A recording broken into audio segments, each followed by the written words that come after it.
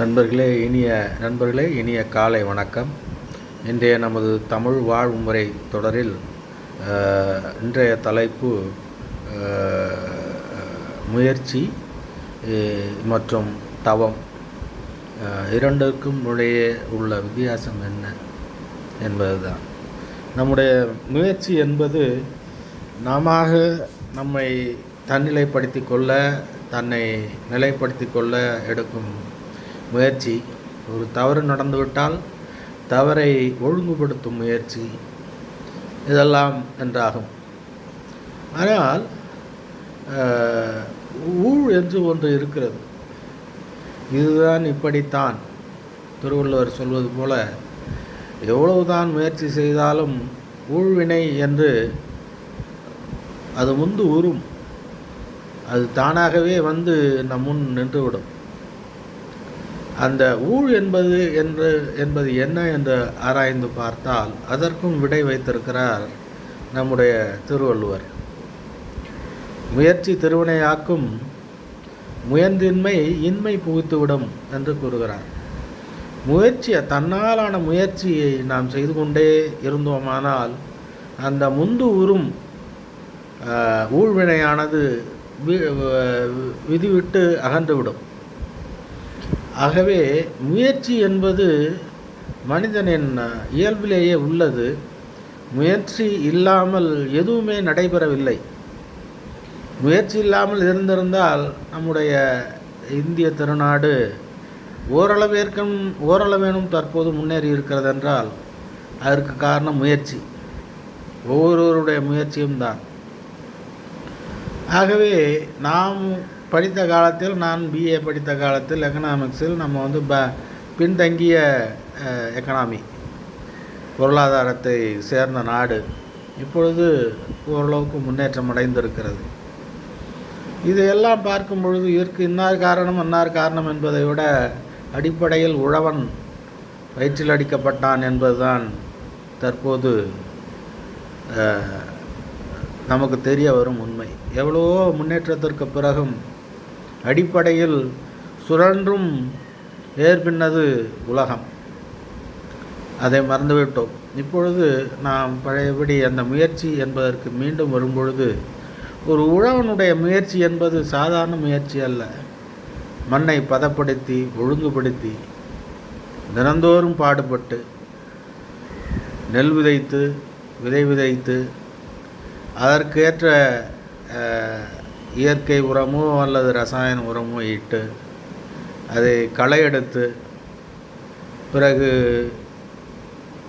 அதற்கான நேர முறையில் நீர் பாய்ச்சி, காலையிலிருந்து பகல் மட்டும் அவனுடைய வேலை அல்ல, அவன் இரவும் மடைமாற்றி விட வேண்டும். ஒரே நேரத்தில் எல்லா வயல்களிலும் ஒரே நேரத்தில் தண்ணீர் பாயாது, ஒவ்வொரு வயலாக பாய விட வேண்டும். 10 மணி ஆனாலும் அதிகாலை 2 மணி 3 மணி ஆனாலும் எழுந்தோடி போய் மடையை மாற்றி விடுகிறான். தண்ணீர் ஒழுங்காக தர வேண்டும்.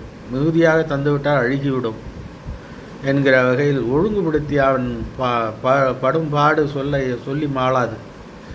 கடைசியில் நெல்லுக்கு விலை அவனால் வைக்க முடியவில்லை, அரசாங்கம் விலை வைக்கிறது.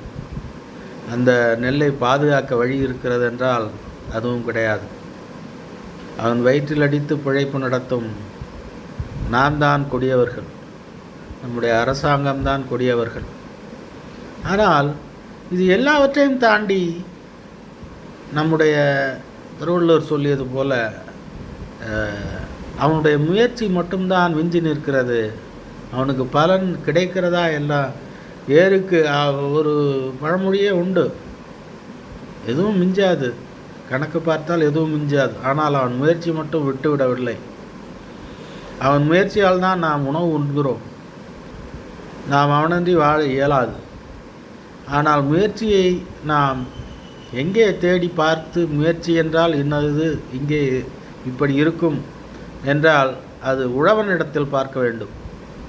அதற்காக தான் முயற்சியை பொறுத்து நான் பேசும்பொழுது உழவனை நான் கை கொண்டு பேசினேன்.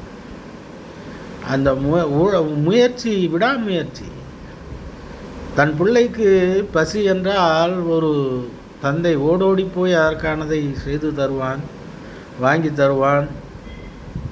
தாய் அதற்கு அந்த பிள்ளைக்கு தகுந்ததை தந்து தருவாள்.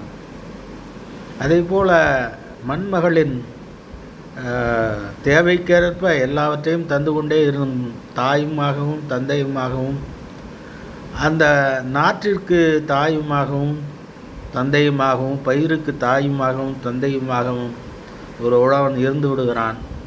கடைசி வரை பாடுபடுகிறான். ஆனால் கணக்கு பார்த்தால் எதுவும் மிஞ்சாது. நம்முடைய ஒரு குடும்பத்தின் வாழ்க்கையை போல ஒரு தாய் தந்தை என்னதான் பாடுபட்டாலும் கடைசியில் கெட்ட பேர் தான் மிஞ்சி நிற்கும், ஒரு தந்தைக்கும் ஒரு தாயை பொறுத்தும். ஆனால் நாம் என்ன கற்றுக்கொள்ள வேண்டும் என்றால், உழவனிடத்திலிருந்து விடாமுயற்சி. நமக்கு பலன் கிடைக்கிறதோ இல்லையோ, விடாமுயற்சியை மட்டும் விட்டுவிடக்கூடாது. தவம் என்று நான் ஆரம்பத்தில் தொடங்கையில் கூறுகிறேன். தவம் என்பது அவரவர் விதிப்படியானது. பிறவி இயல்பில் என்ன நட்சத்திரத்தில் இருக்கிறாரோ அந்த நட்சத்திரப்படி அவருடைய வாழ்க்கை அமைகிறது என்பதாகும். அது விதித்த விதியாக வந்ததாக நாம் நம்ப அதோடு விட்டுவிடக்கூடாது என்பதுதான் முயற்சி. அந்த முயற்சியை நாம் உழவனிடத்திலிருந்து கற்றுக்கொள்ள வேண்டும். அதை நாம் நினைவுபடுத்தி கொண்ட ஒரு நாள்தோறும் சிறுநில மணித்துளிகளாவது அதற்கு செலவிட்டு முயற்சியின் தன்மை, ஒரு உழவனின் தன்மையை உணர்ந்து கொண்டோம் என்றால் நாம் ஓரளவேனும் முன்னேற இயலும் என்று கூறி இத்துடன் இன்றைய தலைப்பு நிறைவுறுகிறது. நண்பர்கள் தயவு கூர்ந்து சப்ஸ்கிரைப் செய்யவும், நண்பர்களிடையே பகிரவும். நாம் மீண்டும் சந்திக்கும் வரை நன்றி கூறி விடைபெறுகிறேன். நன்றி, வணக்கம்.